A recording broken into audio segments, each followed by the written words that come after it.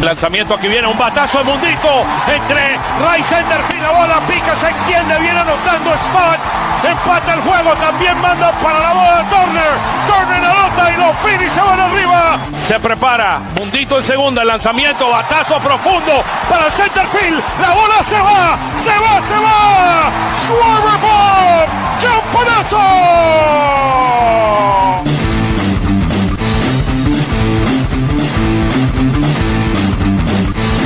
Aquí viene el lanzamiento, swing y lo ponchó.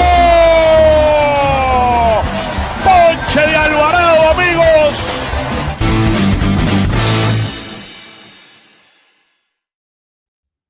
Hello everyone, and welcome to Phillies Weekly. It's a pleasure to be here with all of you. Look, I have some fantastic guests today. The dream team is here. Anthony SanFilippo is in the house. Anthony, how you doing, man? From Pattison, how you doing, brother? Oscar, it's been a minute, but I'm thrilled to be back on Phillies Weekly. It's been a minute, but this is awesome. It's good to be back with you guys. I'm looking forward to diving into the Phillies and their struggles offensively, even though they just won a road trip, right? Just won a road trip. 4-2. I mean, it's amazing. We're 22-10 with Mattingly and all the above. Everything would be rosy, right? Yeah, and yet I feel like there's more negative to talk about than there is positive. It's crazy. It's crazy. There's something missing, and we'll talk about it. And you'll hear all the answers here during our show. Cory Nidoh, how are you, Cory? Great to see you back, man. I'm doing well, Oscar. Thanks for having me on again. Looking forward to it, like Ant said. And Ant's right. A winning road trip out on the West Coast against two good teams. But the way this series finale just ended just 45 minutes ago, I don't think fans are too excited. Yeah, no. And look, I don't think we're all excited. If you don't mind just forwarding the podcast so we can get as many people to be a part of it, that would be wonderful, guys. But look, 22-10 under Mattingly. I mean, there's no doubt that this team has significantly improved. The pitching, particularly the pitching. And I was going to show this slide later on, but you know what? I might show it now so we can kind of get to the bottom of this. It's going to take me a minute to put it up. And it's here. Look at this slide just to start with. So in April, we had a record of 10-16. And during the month of May, we significantly improved, and we have a record of 18-10. Runs scored, they only improved from 3.9, and this is the biggest issue. The biggest issue is we're not scoring enough runs, and that is the biggest concern here. Look at our pitching, our ERA, from 4.67 to the 25th in baseball to the second best ERA in all baseball at 2.96. And it's, again, month by month. We just finished the month of May. Here's kind of where we are month by month, and it's fascinating because last year we did not have a good March and April, but we did have a very good May, and we'll look into that in a little bit. But I mean, guys, this is the bottom line of this team. This team has great pitching, has the capability of winning a World Series with the pitching that we have, but with the hitting on this lineup, it is a huge issue. And unless this is addressed, I don't think we're going to go too far down the road in the postseason. I don't know how you see it. Let's start with you, Anthony. Yeah, Oscar, I look at this and I say, it's fascinating to me. And he's right? Well, I mean, the whole thing is fascinating to me because they don't need to be a top 5 offense. I agree with this pitching staff. Like they don't. They're terrible right now. There's no doubt about it. I mean, you pointed out their OPS is bottom third of the league. If they could just be mediocre, if their offense could be middle of the pack with the pitching that they have, they could win a lot of games. And so we're not asking for a lot here, but the fact is the Phillies are now averaging less than 4 runs a game. 4 is that magic number, right? That's the sweet spot. Yeah. They got to be a little bit above that. To be exact, 398 is the number. Yeah, they got to be a little bit better. But if they could go, they're 388. You said, right? And 2030 baseball. If they could get to 4.25, 4.3, they're an 88 to 90 win team and a dangerous team to play. Nobody wants to play them in the playoffs. But that's what they got to get to. Do they have the players to get there? They certainly do, but they're all underperforming, save for 1 or 2 guys. Like, That's what it comes down to. And you're right. I don't know if you can do enough. If this is what you are this year, and look, every guy in their career has ups and downs in their seasons, right? Like whatever. But if this is what you are offensively in 2026, I don't know if there's enough that you can do to fix it by bringing players in at the deadline. One thing that is interesting here out of this slide, take a look how our home runs went from being 14th, kind of middle of the pack, to being 6th. And it did not produce enough runs because we don't get enough runners on base. They're all solos. They're all solo homers. I mean, when you look at Schwarber leading the majors in home runs, and he's got, what, does he have 40 RBIs yet? I'm not even sure he has 40. You know what I'm saying? But that's because guys aren't getting on base. Yeah, that's kind of it is the sad reality. I mean, and look, I just wanted to put this first. Let's just dream for a second that they're all like Schwarber hitting at a 900 plus OPS, but the reality is that is not the case, and it is. I mean, let's talk. I mean, let's go gradually into this. I just wanted to kind of start it at the level where things are. But let's start right now on these two series. There were two very interesting series, right? The first one completely dominated by pitching. I mean, what the Phillies did in 3 games, allowing 3 runs is fascinating, right? I mean, when you start looking at our pitching, I mean, it was just, I mean, when you look at it, I mean, in one, you got Luzardo having a great game, then Nola, the second game, and then the last game with Sanchez. I mean, getting a historical number there. I mean, pitching is the name of the game. If we can get Nola to pitch like this every time, allowing 2 runs in 6 innings, we're going to win a lot of games this year. And the same thing with Luzardo, that did his part even yesterday. And then Cristopher Sánchez, which has been an amazing, together with Wheeler. Wheeler got, I mean, he allowed 4 home runs on Friday, and he happens to the best of the pitchers. By the way, his numbers have never been very good against the Dodgers. So just FYI as a historical reference. And then we go to the Dodgers series, and then, look, the first 2 games, we keep the game there, but we cannot hit enough. I mean, so in the first series, we got, average of 3.3 runs per game. And then the first 2 games, we get 2 runs in the first game, 4 games. And look, you're not going to beat the Dodgers. Take a look over the right where the Dodgers are in terms of hitting. They're the second best team in baseball producing runs. And you hold them to what? That's 16 runs in 3 games. I mean, it's to their average, right? They got their average, like 6+ runs per game. But you needed to hit and you couldn't hit. Yeah, it's pretty remarkable what the Dodgers are doing, too, despite all the guys they have on the IL. I mean, they've got 15, 16 guys and some key contributors. They didn't have Teoscar Hernandez. They didn't have Kike Hernandez in this series. And the Phillies, they had that remarkable comeback in the middle game. Game 1, they tried to show some fight late. Couldn't really get anything going. But the numbers that stood out to me in this Dodgers series is they had 11, 12, and 11 strikeouts in the 3 games. And that goes to show how good this Dodgers pitching staff is. And they struggled with runners in scoring position. They had 34 strikeouts total, 2 for 13 with runners in scoring position against the Dodgers. Against LA, you are going to need to find a way to capitalize on hits with runners in scoring position, and they just were unable to do so. Today's game was just kind of a laugher. Unfortunately, Andrew Painter, who was throwing the ball pretty well over the last couple of starts, better than he had previously, just really couldn't find his groove today. And as Ant mentioned, the 4 runs, that's the magic number. They only hit it once in this series, and it only resulted in 1 win. And you look over the last couple of weeks, they have been struggling, and Ant mentioned it, to score 4 runs. They've only scored 4 in the game twice over the last 9 games, and they haven't scored more than 4 since May 18th in that Red Series. So that is just a really tough formula to win baseball games at a consistent level. Yeah, and not only that, Oscar, they can't hit fastballs. Like that, I don't understand. The at-bats are so inconsistent. I don't get it. I don't get how you have a 250 batting average against fastballs. I didn't know exactly that number, but that's remarkable. It's something like that. I think that was what it was going into today, so it might even be a little bit lower than that. But it's incredible to me that you're that bad. Like that's what the worst teams in baseball do against fastballs. And you know yet what? This It's team's a game and a frustrating. half out of a playoff spot. It's frustrating. When you're watching a game, it's frustrating.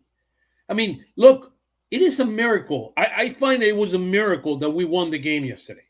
That Mundito strikes out with the bases loaded and 1 out. I mean, he made the change. Incredible. I mean, would I have made the same change? Probably.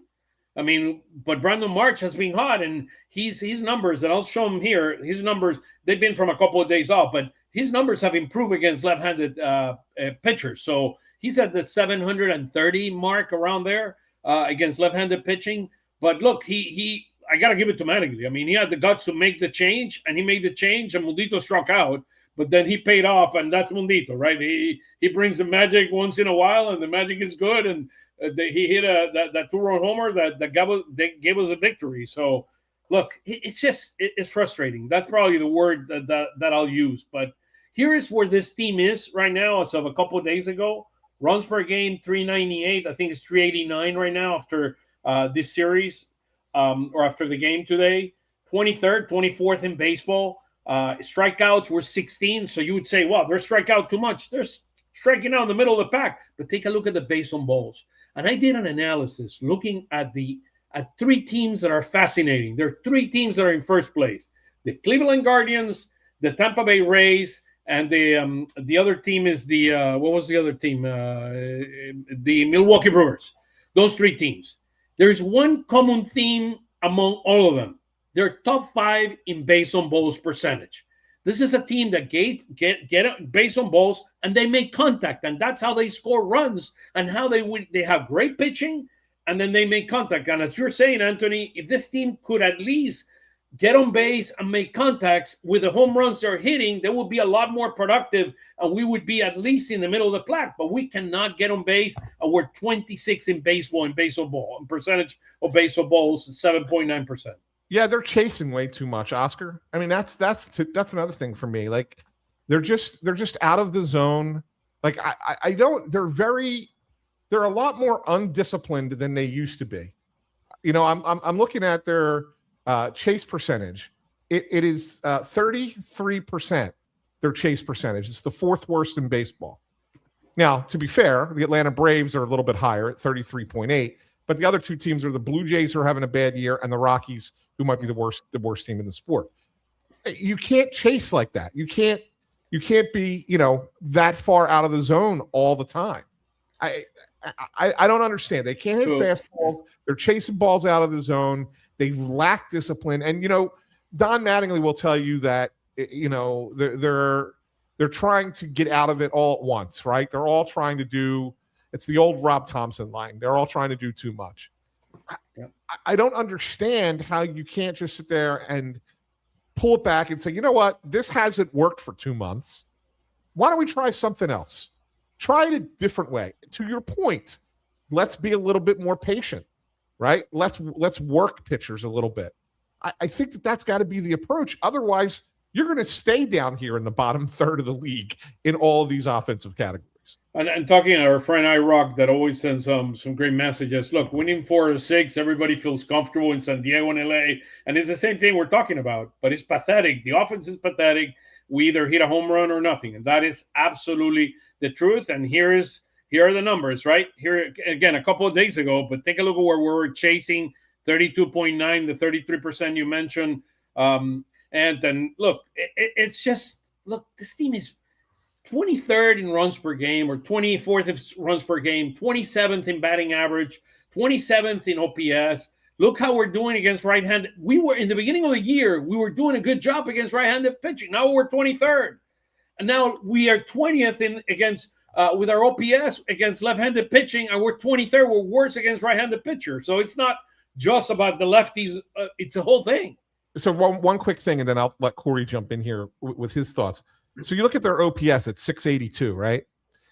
League average this year, and this is like the worst year since 1960. I think it's 705 or something like that. Something around that. Yeah, 710, 705, 710. I mean, somewhere it's pathetic. It's So pathetic. you're not that far off when you really think about it. if the team can get on a little run offensively, a small one, couple weeks, right? You could get right up to league average. And then if you could just stay there, this team is fine. But they're not. They're worse. It's the worst year in baseball, and the Phillies are below the average in baseball. It's just, I mean, look, this is another perfect example, right? I find it impossible that a team 4 years straight cannot fill their biggest hole on its roster or cannot get creative to fix it. I could not agree more with that comment. It's the reality. It's tough, too, because you see what they've been doing in right field. They've just kind of been slapping a Band-Aid over that position. Adolis Garcia is hitting 191 after 2 more strikeouts today, another over. We saw the Max Kepler experience. And you see the rest of this lineup. We talked about plate discipline and approach. Trey Turner, listen, I know that he loves to swing at the first pitch, but he's having a really, really down year after a good year last year. What hurts if you just take a pitch or two? You're a professional hitter. You were regarded as one of the top shortstops coming up with Washington when you got signed with the Phillies. And it just seems like no matter the situation with Trey, he's taking a big hack on the first pitch. And it's and you said the word frustrating, Oscar. It's very frustrating for fans to watch because this is a guy getting paid a ton of money and the approach just isn't there. And you look at the numbers, the comparison, he's an 820 OPS hitter. Career-wise, he's down to 637. That's well below league average. And you look across this lineup, other than Schwarber and Harper, who have been the primary power hitters for this team, Brandon Marsh is the next best hitter on the starting 9. And then you've got nothing from the bench. You're dealing with Justin Crawford going through some bumps and bruises as a rookie. As you mentioned, Edmundo Sosa goes on a hot streak for a couple days and then gets cold. And there's nobody in AAA to bring up. And you have to try and find a way to be creative at the deadline. But I don't know if they can fix this, as Ant mentioned early in the top of the show, because there's just too many holes and too many guys that have been struggling well below their career numbers. Yeah, keep in mind that this is a couple of days also. I mean, but the bottom line, I mean, the result, May is May, right? I mean, it's like we got a couple of games that are not included here. So if the numbers are not exact that they're going to be tomorrow morning, I mean, that's a reason why. Go ahead. Well, here's the one thing I wanted to say in reference to the comment from Phillies and Eagles, the throwbacks guy, when you put it up there. I think that my problem with this whole situation is not that they could not figure it out or they could not get creative, because it seemed like they were getting creative in the offseason, right? I mean, we all know how the whole Bo Bichette thing played out, right? We all know what they tried. They tried. They did try to get creative. Where I have a problem there, Oscar, is this. If you were going to bring in Bo Bichette, you were not bringing back Alec Boehm. You were not bringing back JT Realmuto. Yep. Right? That was the deal. Why is that your fallback? Why is that the plan B? Because to me, you wanted to move off of them because you kind of saw this coming, right? You didn't want to bring those guys back because you saw this coming. So why is that the plan B? There were other options that they could have gone to. Now, they might not have panned out either. Those other options might not have been good either. But the reality is that if you identified that was a problem, that those two spots were not what you wanted to do, why did you then settle for that even after the Bichette thing falls through? That's where I have a problem with it. I go deeper, right? I go deeper. And I love the fact that question was brought up because it's a 4-year question. It's not just a 1-year question, but I go deeper into the creation of this lineup. When you look at this lineup, we know what we have at the top, right? We know we have Turner, we know we have Schwarber, and we know we have Harper, period. Those guys are given. Those guys are set. You don't need to do anything about it. And you know that you have Boehm, March, and Stott on and Crawford is kind of a rookie, but you know you have Boehm, March, and Stott on arbitration kind of years and all that.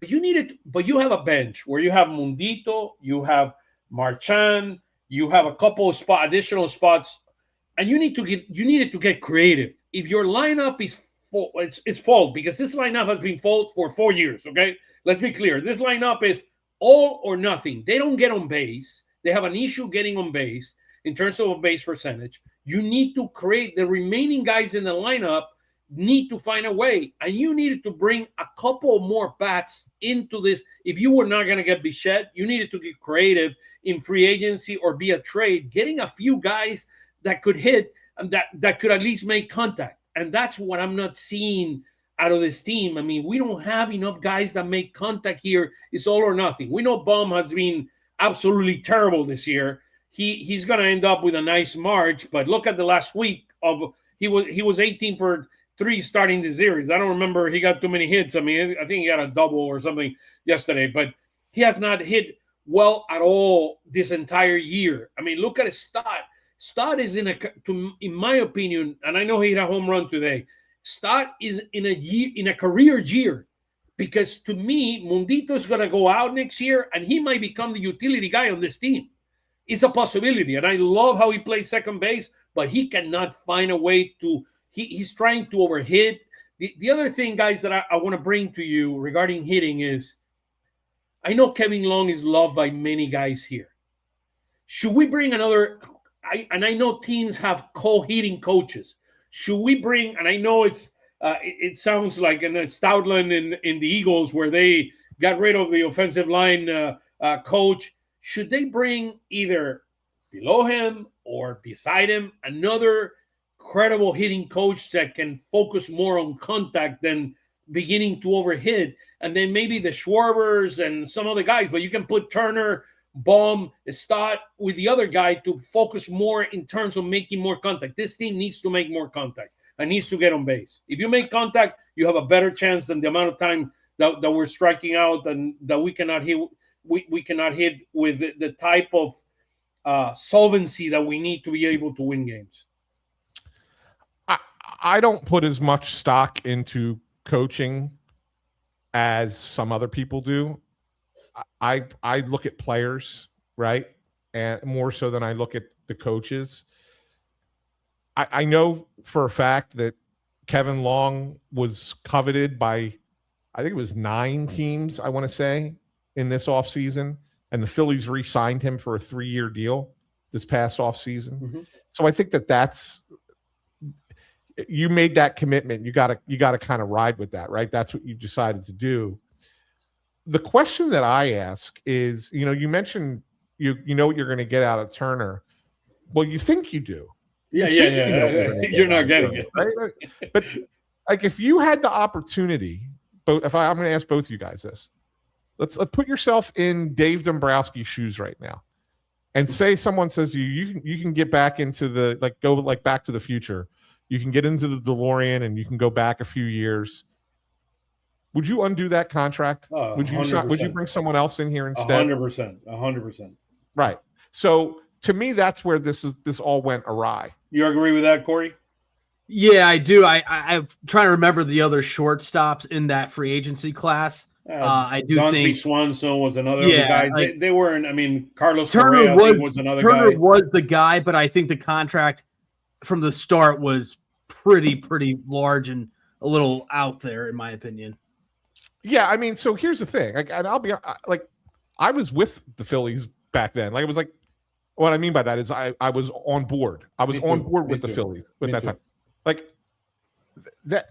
I don't think that there was anybody who looked at that signing and said, oh, this isn't the right move. Like, we looked at that signing and thought, here, we're getting a guy who could be an MVP candidate, who's going to come in and play a position that has been a weakness for us.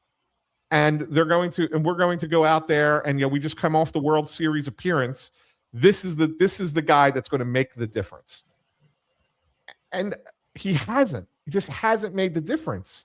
Yeah, he had a really good year last year, right? I give him a lot of credit for last year. Winning a batting title, yeah, it's a low batting average for a batting title, but he won the batting title. And his defense was really good last year. Trey Turner was a very important player for the Phillies last year. But that's it. Like, 24, he was injured a little bit. He was okay season. 23, disappointment. 26, disappointment. And you still got, 7 more years of this to go, right? Like, it is a complex look. I do believe when I agree to or say this makes all the sense in the world. I mean, Turner was one of the best players in all of baseball. He was a guy but when he came here and I saw what we got in terms of all that chasing, all those huge swings. I mean, and that's what I'm telling you. Here's the challenge. The challenge with the Phillies is that the Phillies are a veteran team. When you look at the Cleveland Guardians, they're not a veteran team. They have a lot of youngsters in there. Coaching plays a much more important role in those teams than you do here because these guys are already set. They're Major League Baseball. I mean, you look at Turner. Well, after 6 seasons, I have an 80-20 OPS. I know what I'm doing. But if Kevin Long is not effective at getting Turner to where Turner needs to be, and I know he coached him last year, he needs to hear a different voice. And I'm not saying get rid of in any way or form. I'm saying getting rid of him. I'm talking about maybe finding somebody that could complement what he's doing to address some of the challenges we have in terms of making contact with some of the hitters that need to make contact, because we know Schwarber and we know what Harper are. Okay, they're going to do their thing. The other guys, Turner, Bohm, Stott, you look at Crawford. Those are guys that need to make contact. They need to get on base for this team to be able to win more games and score more runs, which is the biggest issue we have right now.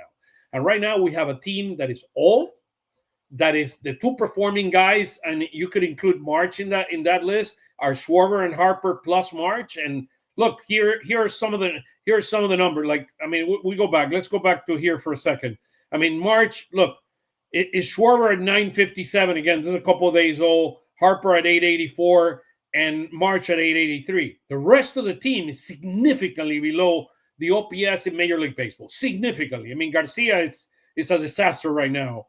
The way he's hitting. And you got Turner. This is unacceptable, guys. 637 for Turner is completely unacceptable. Bohm at 601. And then when you start looking at their performance, look, this is their season average. This is against right-handed pitching. And take a look at where March is, right? He's in the average.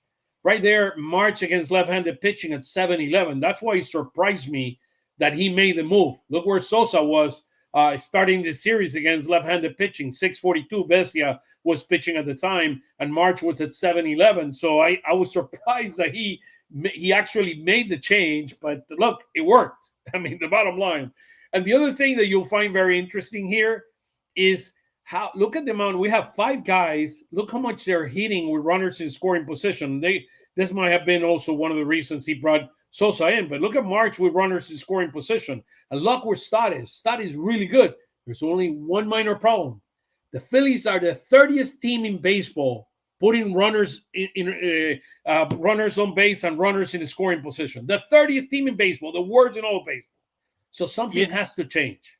And I feel like it's kind of an epidemic across the sport, right? Over the last few years where teams are foregoing bat to ball skills. They just want the home run or bust. And it's catching up to a lot of teams. And I think it's clear that it has caught up to the Philadelphia Phillies because, as we mentioned, they're homering at a good clip. But when you don't have anybody on base, a solo home run is a solo home run. It doesn't do you any good if you're down by 3, down by 2. Yeah, it gets you a little bit closer. But I mean, this is an offense that just needs to find a way to put the ball in play more. You got all the numbers to back it up here.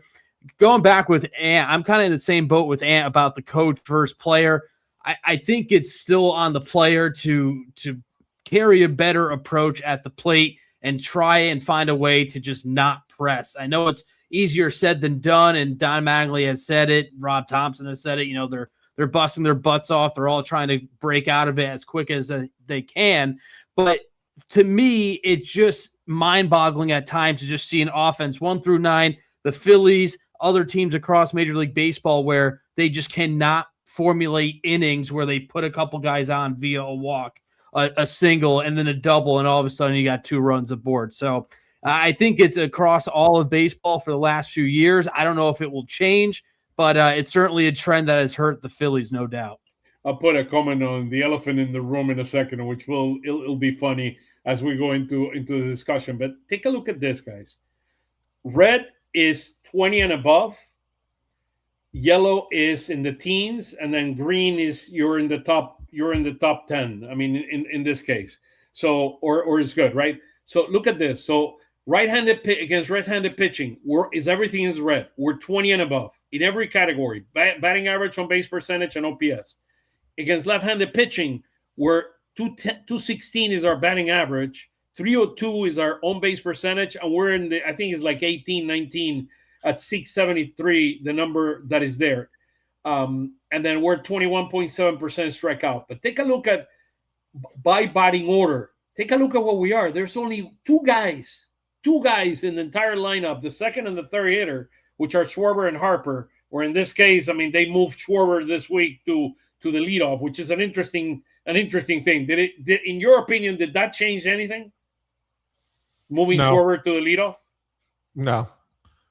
Now, I've said it on your show before that the guy who should be hitting leadoff is a guy who doesn't want to hit leadoff, and so therefore he doesn't hit leadoff, and that's Bryce Harper. They'll never put him there because he hates it. He doesn't want to do it. And he has a 400 on base percentage. I mean, which is the beauty of it. I mean, him and Schwarber. He is the right mix of what you want out of a leadoff hitter. He gets on base and he can produce. But the challenge with that, Ant, is that if the entire lineup, and again, it's a catch-22 here, guys. There's no way around it. When you look at all the OPSs by batting order, okay, if you put Harper lead off and then you hit Schwarber third, I mean, it's kind of you're going one or the other, right? One or the other, and he doesn't like it. But then 4th to 9th or 4th to 1st, you cannot hit. I mean, it's a two-team lineup. I mean, it's pitiful. It's pitiful. No, it is. It really is. I mean, I think Brandon Marsh. Yeah, he's doing good. He's been fine. Look, like there's a conversation to be had, because of what he's done this year. Is he? I mean, he might not get it, but is Brandon Marsh an all-star reserve this year? It's a possibility. I mean, it's not out of the question. I mean, it's not out of the question. So I include him with those two guys. And he's picked it up from last year, too. I mean, remember the woeful start to the season, went down to AAA for kind of a reset, and then he was a 300 hitter the rest of the way. I mean, this maybe isn't as big of a fluke as some have thought when he did what he did last year. And, and you mentioned the numbers against lefties. They're not eye-popping, but they're certainly getting better. And I was a little surprised with the move that Mattingly made because, in my opinion, if Brandon Marsh is a guy in this lineup and you're playing him against both righties and lefties, why aren't you relying on Brandon Marsh in that spot in the 6th inning? Now, Sosa ended up coming up in the clutch later in that game, but if Sosa doesn't hit that home run, is Mattingly getting a little bit more heat to his feet, if you will, based on that move because of how early it was? And here is the elephant in the room. I have a very clear answer on this, but would love your thoughts, Cory, and then Anthony, which is, would we take a trade for Mike Trout? I am over the Mike Trout to the Philadelphia Phillies. I am over it. He could have gone here. He could have come here a few years ago when he had a chance.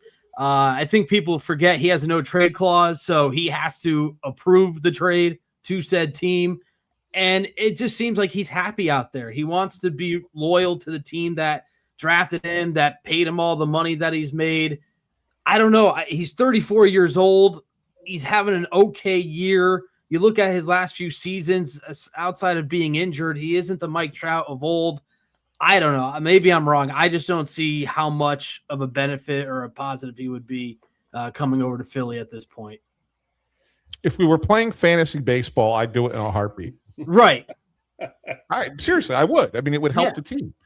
But in the world of reality, he's not coming here. He's not coming here. And the other thing you need to understand, the only way this guy would come here if it's the Angels take, I mean, basically 90% of the salary or 80% of the salary. I mean, that's a reality. And it'll be hard from a fantasy standpoint because the other thing is the same thing with Skubal that came in today. I mean, I would love to have a Skubal. What is it going to cost you? Painter, Gay Woods, and a couple more prospects? I mean, are you willing to give that up? I'm not. And they don't even, I mean, listen, saying you don't need Skubal would be ridiculous. Every team would love to have him, but that's not the weakness of this Phillies team right now. It's the offense. They need to find a way to get a bat or two that can be productive. Okay, let's keep things perspective. This is where kind of I wanted to start here. Here's kind of where the team is. So here is kind of a picture of where the team is. It's 30-29, so an average team right now. We're a game and a half out of the wild card, and we'll look at that in a second. But we're 14-6 at home, 16-13 on the road. Look at the number on the right. So we started 2-3. Last year in April, we were 14-12. So we were like a 500 team last year. We ended up at 10-16 in the month of April. But take a look how similar May was, right? Last year, we were 19-9, and this year we're 18-10. So I find that interesting that there is consistency. And then after that, we basically play 500 ball in June and July. And then in August and September is when we turn it on 18-11 and 17-8. So again, we're not too far away to where this team was last year. I mean, playing around 500 ball and having a great May. It'll be interesting in June. I do believe that Schwarber is going to get hot in June, and we're going to see a lot of magic coming out of him, and hopefully some of the other bats can get hot, and we can see a little bit more production from the offense. But we're 6-7 against National League teams. We're 14-20 against teams 500 and above. And we saw the issue today. I mean, or this weekend, we cannot hit against good pitching. I mean, that's the bottom line. The guy that pitched on the first day, I forgot, Woliski. He pitched really, really well. We had a tough time against lefties. I think we've lost the last 3 games against lefties that we had to face. And then we lost against Yamamoto today. I think there were 20 whiffs from the batting order. 20. That is an immense number, guys. And he only threw 5 2/3 innings. Yeah. And 10 against the fastball. So it's 20, like 20 is a lot if you throw 7 or 8 innings. Yeah. He threw 5 2/3. I mean, it's like, that's what I'm saying. Something has to, just like you got rid of Topper, right? You got rid of Topper, right? That's a decision you need to make. You need to do something with this lineup. You cannot continue. Maybe you can keep it like that in the month of June, but starting in July, you need to reinvent the thing some way, somehow. I don't know, through platoons. I mean, I would have brought Andujar here. He ended up with a $4 million contract to the San Diego Padres. He can hit left-handed pitching big time. And what I said before, with Sosa, you have 5 infielders that you could rotate, right? I mean, you got Harper. I mean, you're not hardly going to rotate the infield, but Sosa gives you that flexibility. On the outfield, you don't have that flexibility. You have March, you have Crawford, and then you have Garcia, and you don't have that 4th outfielder you needed. You expected Kemp to be that guy. We knew all along Kemp wasn't going to be that guy. You mean you don't like Stuart Baroa? No, Stuart Baroa is a 250 minor. It's a 9-year 250 minor league average, 330, 735 OPS. I mean, that guy he's a good fielder. Yeah. He's going to solve you the problem. And the sad part is there's fans on Twitter excited about it only because he provided good defense off the bench and he's a switch hitter. I mean, that's what these fans are grasping for with some of this bench depth because it has been so non-existent and there are no other options. Dante Nori is down in Double-A. He just kind of broke out of a slump. He's had a quiet May. He's not near ready. And I know fans love to say, oh, bring up the prospects, bring up the prospects. They still need time to mature and develop, and they just don't have anybody right now at the AAA level.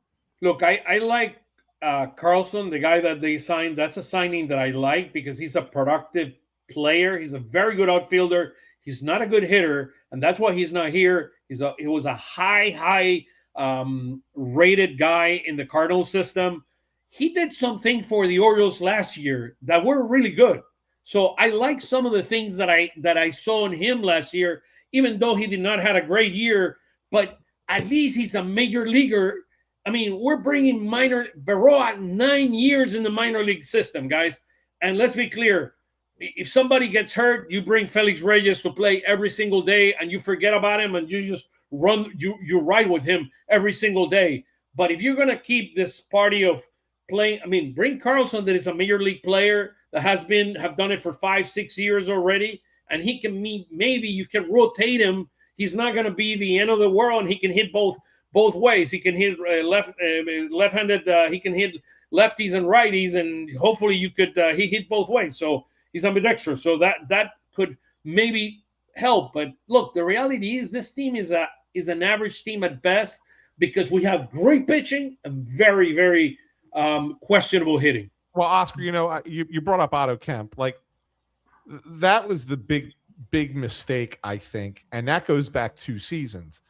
Keep in mind, at the end of the 2024 season, after they got eliminated by the Mets in the playoffs, we went to the post-mortem with Dave Dombrowski to talk about how the season ended and what the future looks like.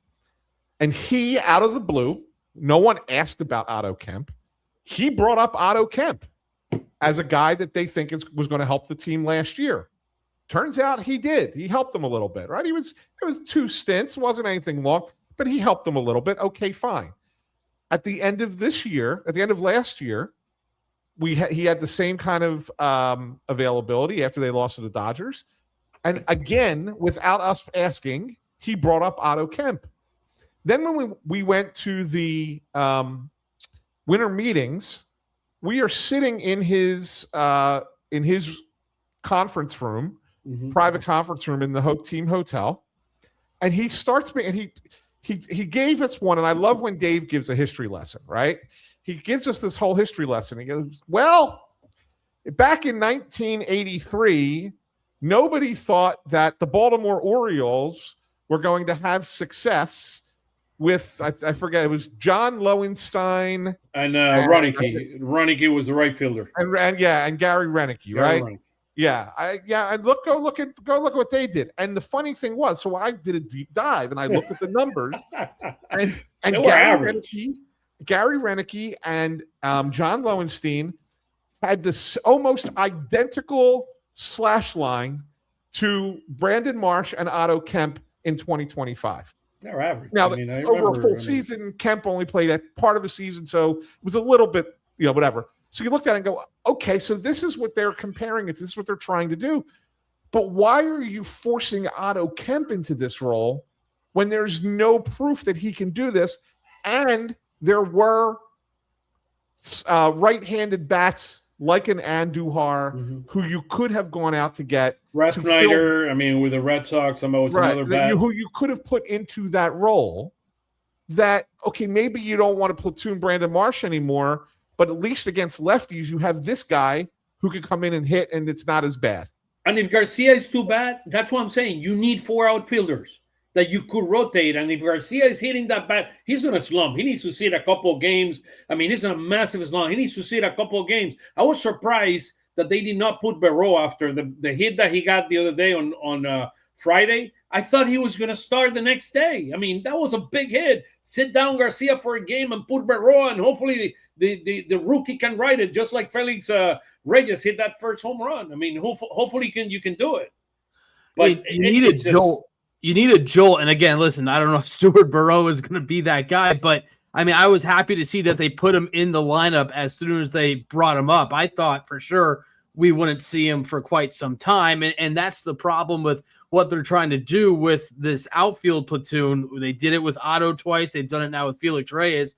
They're not getting enough time. So now you're banking on these guys to just deliver with limited action. And that's really hard to do, especially for a guy like Otto Kemp, who, yes, it was a great story last year. He gets called up, out of a Division II school in California, wasn't highly sought after. Felix Reyes barely played 2 weeks in AAA, hits the home run off Chris Sale at CBP, and then obviously falls flat because he doesn't have that experience. So it's just a really hard thing to try and generate production from guys that just simply have not done it. And as Ant mentioned, get a guy like a Miguel Andujar who can mash against certain pitchers. Get a guy that has that special ability. And then ideally you get these guys like Kemp and Felix Reyes more seasoning in AAA, and then maybe next year, the year after, they can start to fill the shoes and fill out the bench. Look, I like the swing of Felix Reyes. I do believe he has potential.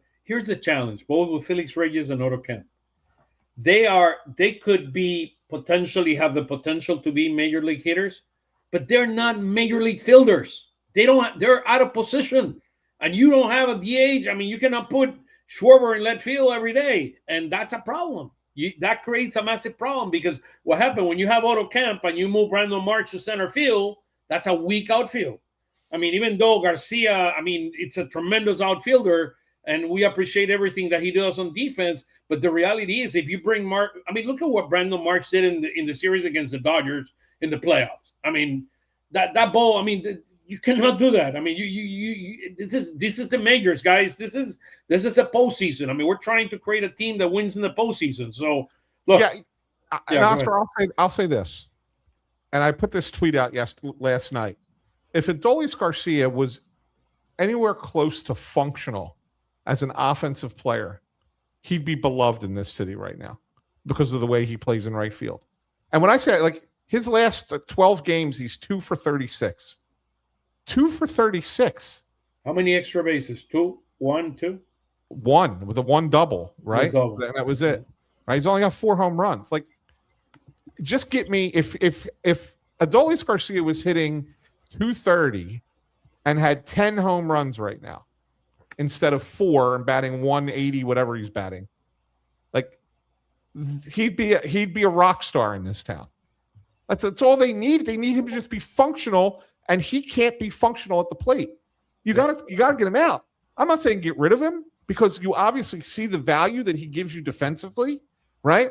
Like, but if Adolis Garcia has to be your number 4 outfielder right now, like, you got to put somebody else out there. Like, he cannot hit. He's striking out every time he comes up or making weak contact. He's a mess offensively. Yeah. You can't keep him out there much longer. So, he has 68 strikeouts already on the season. 68. Yeah, and Schwarber, I think it's in the 74. 75. Kyle Schwarber can strike out 200 times if he's going to hit home runs. It's okay. As long as Schwarber hits 50 and drives in 120. I agree. I wholeheartedly agree. I wholeheartedly agree with that. So, look, here's the issue with lefties: 23-15 against righties and 7-14 with lefties. After winning, I thought it was 6 or 7 straight series. Now we are back to the negative side here. So something we're going to have to address. And then in terms of runs differential in -26, one of the worst in baseball, we continue to be. We got it down to -17. This is one of my favorite slides, because what this does is shows you reality, right? So the first week we lost against Texas, then we won the 2 series against Washington, then 3 straight weeks we lost 2-4, 1-5, and 1-6, and Tupper was gone. Then Mattingly gets in, and then we win, go 5-1, 5-2, 5-1. Then last week we lost against both Cincinnati and Cleveland, and we went down to 2-4, and then 4-2. But the most important thing is you need to have great pitching, or you need to score more than 4 runs, or you need to allow less than 4 runs. And take a look at the numbers. The numbers don't lie. I mean, this is the reality of things. When we went, let's look at the San Francisco week 3, right? Look, San Francisco series, San Francisco and Arizona, and Chicago and Atlanta. We were not scoring 4 runs, and we look where our pitching was. Completely awful. 4.5 runs per game, 7.3, 6.4. Then our pitching, as soon as Mattingly gets in on week 6 in San Francisco and Miami, our pitching gets fixed. And since then, we've been at either a 4 or below 4, particularly over the last. I mean, look what happened over the last 5 weeks. So pitching is dictating the way we do it. During 3 weeks, we were able to hit when we were able to get the 5-1, 5-2, and but again, they were against weaker competition: San Francisco and Miami, Athletics and Colorado, Boston and Pittsburgh. Jeff, by the way, he's in a wedding, so that's why he's not here today. He was hoping to get back, but he hasn't gotten back yet. But here's what you see. He loves it when I say Pittsburgh and I compare Pittsburgh. So look, our hitting was really good here, but when you face Stafford pitching, Cincinnati good pitching, Cleveland good pitching, San Diego and LA, particularly those teams, I mean, you see our hitting completely goes off. So we cannot. And then we Atlanta had good pitching, and the Cubs had good pitching earlier. We cannot hit against good pitching. That's the bottom line of this team. And this week, we were lucky to be 4-2. I thought we probably should have lost the game yesterday, but thanks to Mundito and that magical move, we were able to win that game. We probably could have ended up I would have been more realistic with a 3-3, but we were able to do our part. But we could not hit. I mean, look at our hitting: 233 last week, and this week 2.83 runs per game. I mean, that's a problem. And for the year, we've been 389, again, below the 4 mark. Last year, we were at 4.44 before we went to the All-Star game. And then this year, we're at 439. And look where we were last year in terms of pitching. So, yeah, and that's the thing, Oscar. Like, you look at those numbers from last year, right? Right. So that you just got to, they're flipped pretty much. Yep. They're pretty much flipped this year. That's the difference. Like if you could just get a little bit above 4 and keep your runs allowed a little bit below 4, you're a 90-something win team. I did not fix this 30. The numbers here are correct. I did not updated the 31 and 30 and 29 that you have. I did this a couple of days ago, but I updated it before our podcast today. Yeah. And you look at the stretch. Obviously, we saw San Diego. They won close, low-scoring games. Chicago White Sox, they're spicy. I mean, they are not your White Sox of old. They're top 15 in baseball and team ERA. And then you've got Toronto and Milwaukee. The Brewers have one of the best pitching staffs in baseball, and then Toronto is pitching real well over the last 2+ weeks. So you're talking about the recurring thing of struggling against good pitching. Obviously, it depends on the probables and who they might match up against, but these are 4 series where they're going to see some pretty good starting pitching and some top-tier relievers as well. I ran an analysis when the Cleveland series started, and starting with Cleveland, this was past the Cincinnati series. That's when I did it. Starting in Cleveland, then San Diego, then the Dodgers, then San Diego, then the White Sox, then Toronto, and then Milwaukee. Those are 7 series. Those 7 series, 6 of them were against first or second place teams, and the only one that was in third place is Toronto. So look, and so far they're playing 500, right? The last 2 weeks we've played 500 ball. If you take a look at 6 wins and 6 losses, but it's to be determined. This team right now is a 500 team. Until proven otherwise, our pitching is elite. Our starting pitching and our relief pitching is elite and can get us very, very far. Our hitting, I mean, it leaves a lot to be desired. So we're 30 and 29. We're a 500 team right now. Again, with Mattingly, we're 20 and 12, and that shows an improvement. So here's where the standings are as of right now. I updated this before the game today, or after the game today, 40 and 20. The Braves are the first team to 40. They got to the 40-win mark, the fastest in their entire career, including those 11 years where they were in first place in the division. So the Braves are 40 and 20. They have tremendous pitching, 3.04 ERA, and a 5.3 runs per game. They're second in second or third in Major League Baseball in runs per game. This team is loaded, and they're playing in full cylinders. They're 6-4 in the last 10 games. The same thing with the Nationals. The Nationals, I am amazed at the National being the top hitting baseball team in all baseball at 5.4 runs per game. I am like, what in the world is going on here? They're like 28th in pitching, but they are a top hitting team. They're a very dangerous team. They have a very young manager, and they're 31 and 29. They're ahead of us. They won the last 2 games, and they're 6-4 in the last 10 games. They're +1 in the run differential. So they have great hitting and very poor pitching, but that gives you a +1. The Phillies are 30 and 29, and we're -26. And then the Mets are right now, they've won the last 4 games, and they're still 4 games behind us. But look, this team is going to have to play much better baseball, particularly against those teams, in order for us to be successful. Any thoughts, guys, when we look at this? So at the beginning of the year, I thought that the Phillies were a 94 win team. I no longer do, but at the beginning of the year, that's where I had them, at 94. I don't think that they're a 500 team, which is basically what they've played to this point.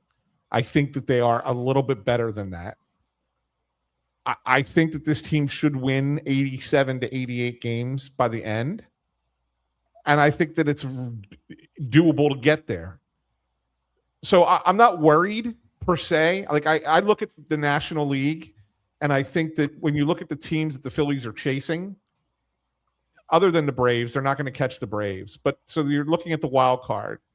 Can they catch the Padres? Yes. Can they catch the Cubs? Yes. Can they catch the Cardinals? Yes. Diamondbacks? Yes. Pirates? Yes. Reds? Yes. Nationals? They're going to make the playoffs. I don't think there's any doubt they're going to make the playoffs. In my mind, it's still a playoff team. But you aren't. What I think you saw this weekend was a significant gap between what the Dodgers are and what the Phillies are. And if you want to get to the World Series, which is what they want to do, everybody's competing for the same thing, you have to find a way to close that gap. You're not going to be better than the Dodgers, but you have to get closer so that you have a chance to beat the Dodgers in a series. Same thing with the Braves. You don't have to be better than them. You just got to get closer to them. Mm-hmm. And right now, the Phillies are not close enough to those two teams. And until they are probably a one and done in the playoffs, or if you win the wild card, probably get bounced in the division series. That's the pitching is there. The hitting needs to be. There needs to be somehow, some way.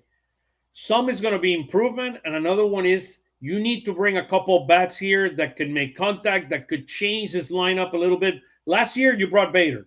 Bader is not a great contact hitter, but he did the magic. I mean, he has the best, probably his best 2 months in the history of baseball. I mean, in his career. I mean, so you're going to have to find a way to bring a couple of bats here that can significantly contribute. And a decision that is, I mean, hopefully Realmuto, I know he got hurt in the wrist. A decision you're going to have to make at some point is going to be the Marchand Stubby situation. And we don't have any depth in the minors in terms of catching. And that is a problem because you made the decision to bring Stubby. Stubby's a tremendous guy. We love him.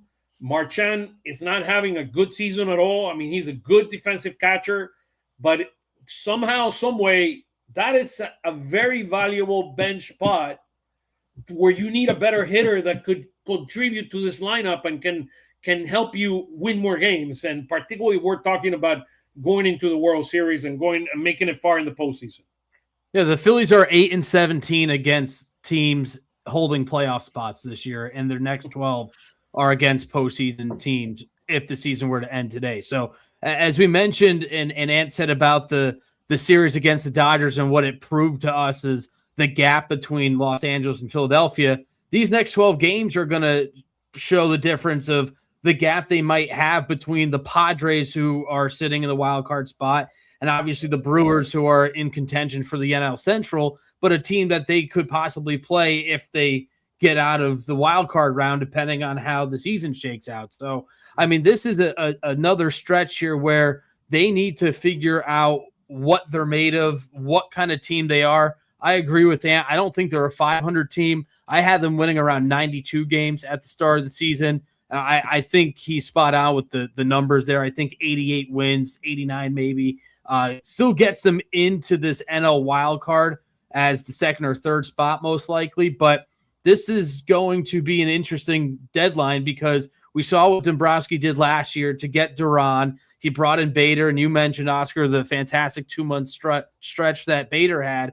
But they need other bats, and they need a possible right fielder if Garcia can't hack it.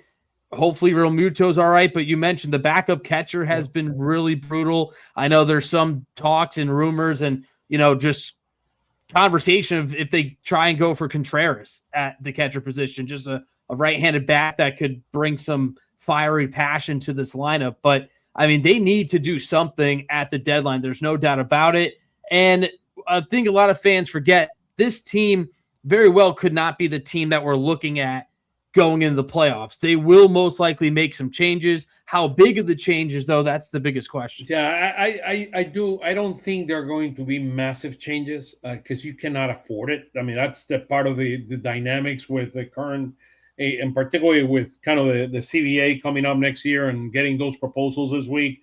that's going to impact to a certain extent where they're going to be able, a lot of teams are going to be able to do.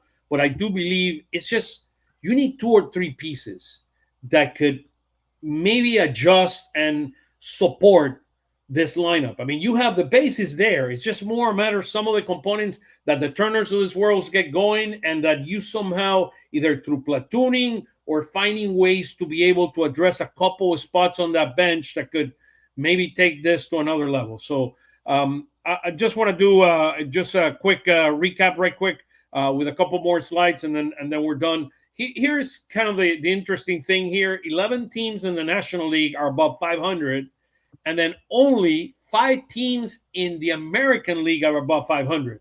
So look, the parity, the dynamics are going to be very, very interesting. You got the Mariners that are hot right now. They won, I think, last 5 or 6 games. I mean, they're playing very good baseball, and they're going to win that division. The Guardians somehow, some way. Look at this. The Rays and the Guardians. The Yankees are spending so much money. The Blue Jays are spending so much money, and they're nowhere to be found. Even the Orioles are spending too much money.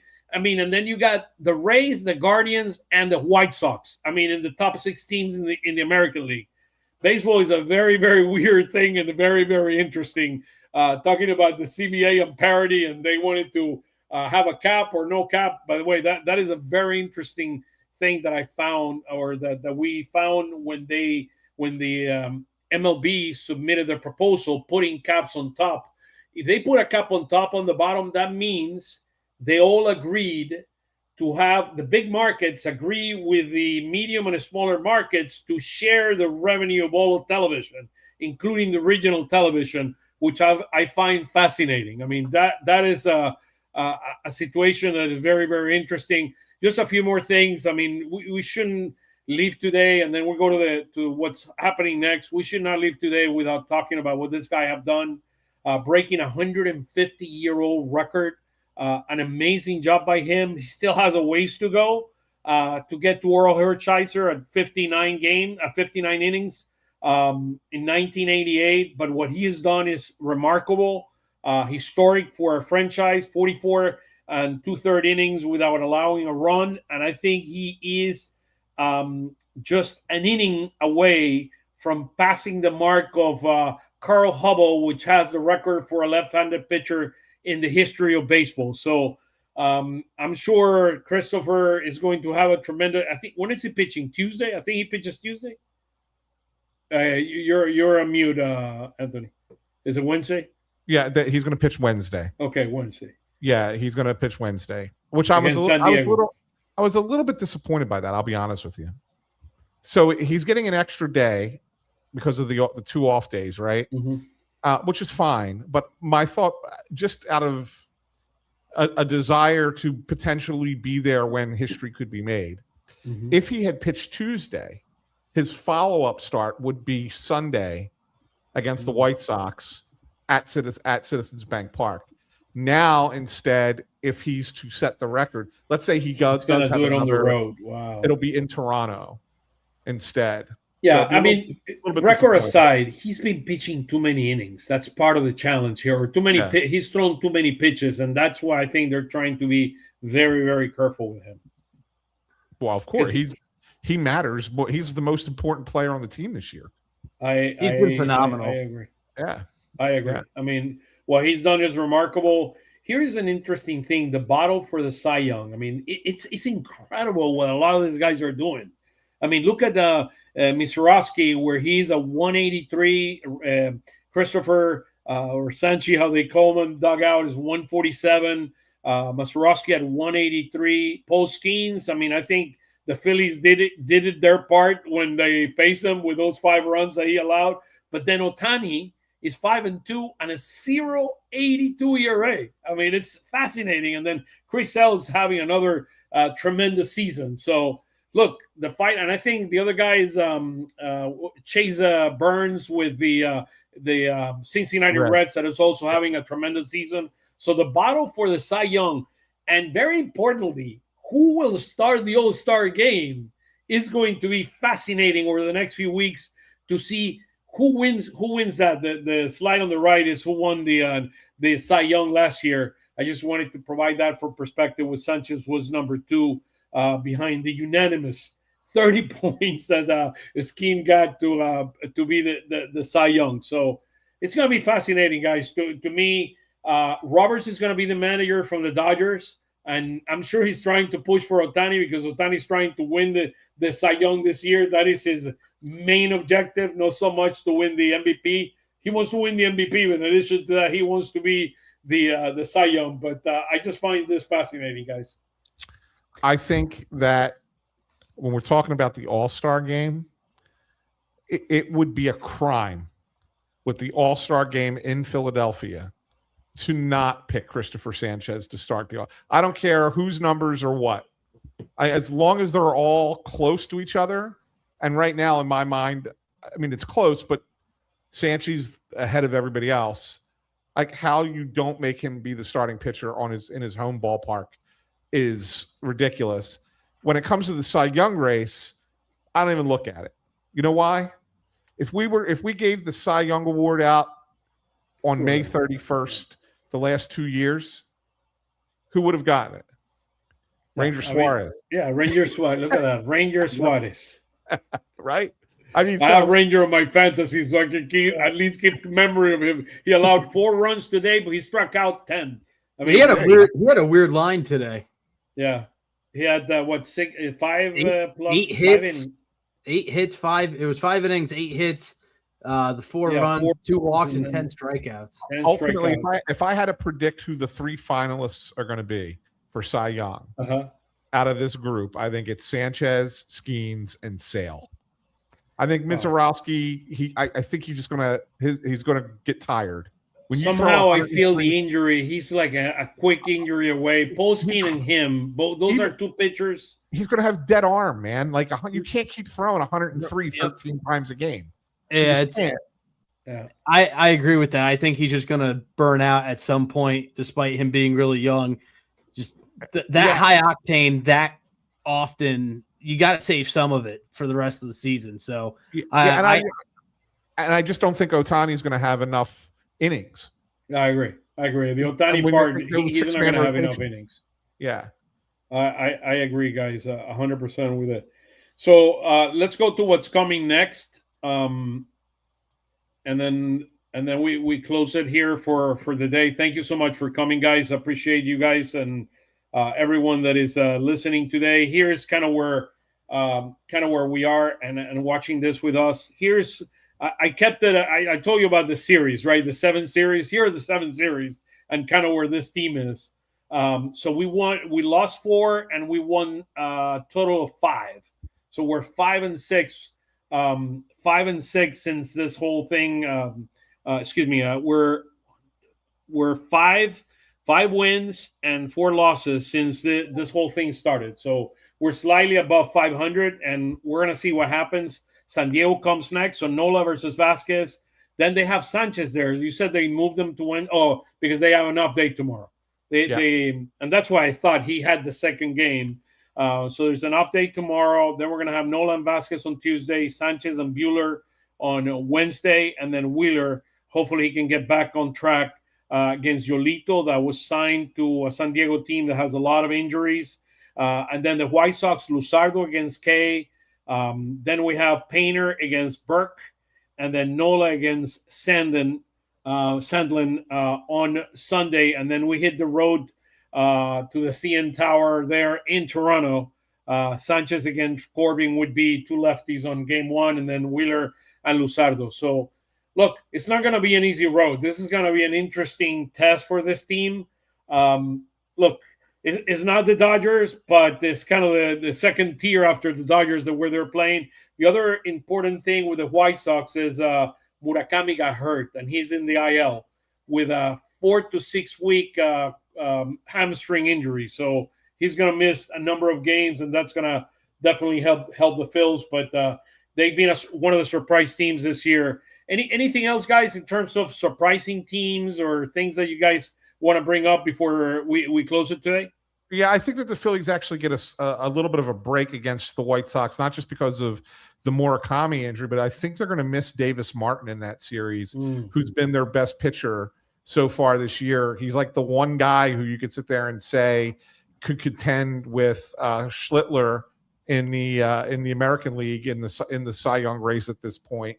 So I think that's the one guy that they're gonna miss, who's been phenomenal for them. The rest of their rotation is not that great. Not that the Phillies are hitting, but I think that if you're looking at a series where you're going to get some matchups that potentially could favor you a little bit. I know Anthony K's a lefty, but he's not great. Like maybe that's the series where you go, okay, we could kind of start to get out of this now, the beginning of June, against some pitchers that aren't the best, even though the White Sox are a scrappy team.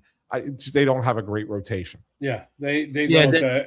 Expect some lefties. And I was looking at the Milwaukee Brewers. Expect some lefty starters there, and then for an inning or two, and then they take them out. Go ahead. Sorry, Gordon. No, you're good. Yeah, and to piggyback off Ant's point, Sandlin's a rookie who'd be making his second start, I believe, after having a decent start against Minnesota. So, as you mentioned, I mean, those aren't the guys for Chicago, but the Murakami injury definitely lightens that lineup a bit too. So you're hoping Painter can bounce back. Nola, you're hoping that he can build off of what he just did recently, and they can start stacking some wins. I was just double checking. They're 2 games below 500 at CBP this season. So, something to kind of just keep an eye out for. It seems like they've really had good home field advantage throughout these years, but for some reason right now, with the way it's been crumbling, so to speak, the home field advantage in the regular season at least hasn't been so friendly at times. And a couple welcome backs this week. Go ahead, Oscar, real quick. You got Nick Castellanos back in Philly for the first time, and I believe is it Sir Anthony's first time back in Philly? Did he come with Toronto, or we went to Toronto last time? I think last year. Yeah, he was with Toronto last year. He was with Baltimore and then Toronto. Yeah, but I don't think Baltimore didn't play here when he was with them. I think. Yeah. Right? I think it might be the first time he comes back. I mean, that's a great point, Anthony. Thank you for bringing it up. Look, Sir Anthony is one of the nicest guys that I've met in baseball, in all baseball. I mean, I've done this for many, many, many years. I've met many, many, many players. Sir Anthony he's one of the nicest guys you will ever meet. Sir Anthony would come out. You know how you normally need to ask players to come out and for interviews and all that. He would go down and sit next to me for maybe 40 minutes before a game just to chat family, friends, how you doing? How are things? How is life? I mean, there's very, very few players that I absolutely keep very close. I mean, friendship with, and Sir Anthony is one of them. I'm very, very appreciative of him and his family. He's a wonderful, wonderful guy. So I'm glad he's coming. I could not say the same thing about Nick Castellanos. How loud do you think the boos will be? What was that? I think they're going to cheer him. Oh, I think he's beloved by the fans. What, Nick Castellanos, you mean? Or? Yeah, I think the fans love him. Well, I think he'll get an applause. Yeah, I mean, I don't look. He was just a guy living in his own world. I mean, that's it. He lives in his own world with his own dynamic. He's not a bad guy or anything like that. But in terms of being kind of a friendly guy that would sit next to me, no way. I mean, you would need to go ask him, hey, I have a question and all that. Look, his history here was interesting. Definitely his capabilities as a player declined, and that significantly impacted his performance on the field. He's as streaky as they come to this world. I was expecting the same thing from our friend Adolis Garcia, and hopefully he can turn it around in the second half of the year. He's a big-time power hitter. He has not shown it here so far for us, so hopefully we do it. Anthony, I know you got so many great things going on with Pattison and your own podcast. Just brief us in terms of everything that you're doing so everybody can follow you. I don't have enough time to tell you everything I'm doing. I just don't have enough time. By the way, we didn't talk about hockey. Who's going to win? Who's going to win the Stanley Cup? Carolina Hurricanes are going to win the Stanley Cup. He said that in the Flyers series. I still remember that. Yeah, Carolina Hurricanes in 6 games. So you can find all of our stuff over me and Tim Kelly covering the Phils over at On Pattison. We've got a bunch of Phillies podcasts over there. I'm on Fighting Words with Bob Wankel. I do the Phillies Stoplight here and there with Tim. But we got a lot of Phillies coverage over at on Pattison. Fighting Words is tomorrow, right? Is it tomorrow? Is it in the Fighting morning? Words we will do tomorrow. Yeah, we do it Mondays and Fridays, and then Phillies Stoplight Tim does after every series, the end of every series. Anthony, you do a tremendous job, and thank you for being here with us. And I'll say something before we close. We close the show today. Cory, anything? Where can we follow all your great work, brother? Yeah, I'm pretty active on X, Twitter at Cory_Nidoh for Metro Philly Sports Network. I'll be back at the yard over the weekend for that Chicago White Sox series. And yeah, we're just chugging along as well, trying to put out, content for the fans to read and take in. So check us out over there. And I'll put it next time that we're here. I did not put it here. Anthony SanFilippo is the only guy that have made me do a play-by-play of a goal in hockey. Look, you're talking a guy that comes from South America that have lived all his life in a beach and that have never hit I've never hit 50-degree weather. I mean, so until I came to Philly, Anthony got me there, and we'll put it next time, Anthony. Thank you so much, guys. Anthony, Cory, you guys are the best. Thank you so much, and I look forward to see you over the coming weeks, guys. Have a beautiful week. Love coming on. God bless everybody. Thank you, guys.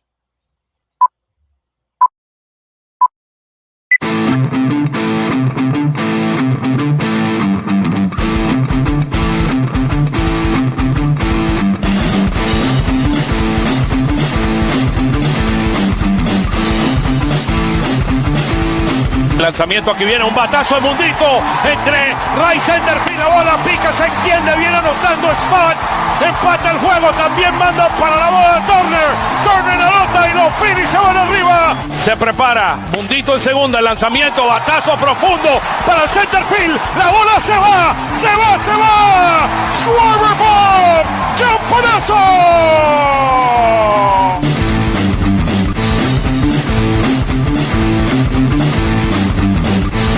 Aquí viene el lanzamiento. Swing y